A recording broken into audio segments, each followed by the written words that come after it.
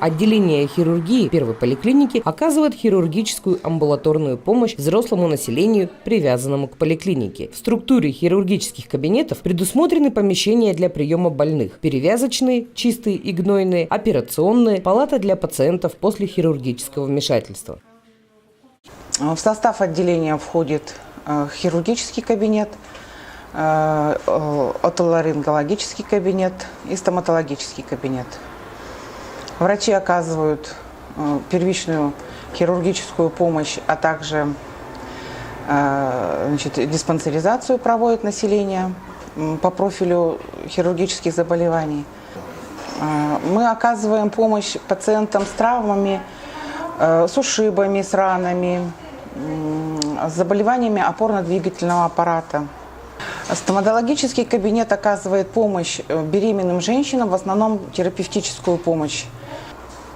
После травмпункта, где оказывается первичная помощь, пациент приходит к нам, и мы уже долечиваем после каких-то травм. Чаще всего травмируются, конечно, в летнее время. Получают травмы, резанные раны, колотые раны. В основном, конечно, связанные с дачным сезоном или купальным сезоном. В течение 10 лет под руководством Алевтины Васильевны проводятся ежегодные дни мужского здоровья, где мужчины могут обратиться за медицинской помощью, пройти обследование, УЗИ, анализы и получить квалифицированную консультацию уролога.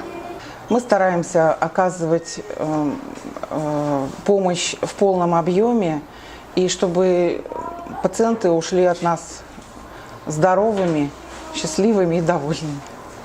Отделение хирургии работает в тесном контакте со всеми другими лечебно-диагностическими службами поликлиники, а это позволяет комплексно и своевременно обследовать пациента.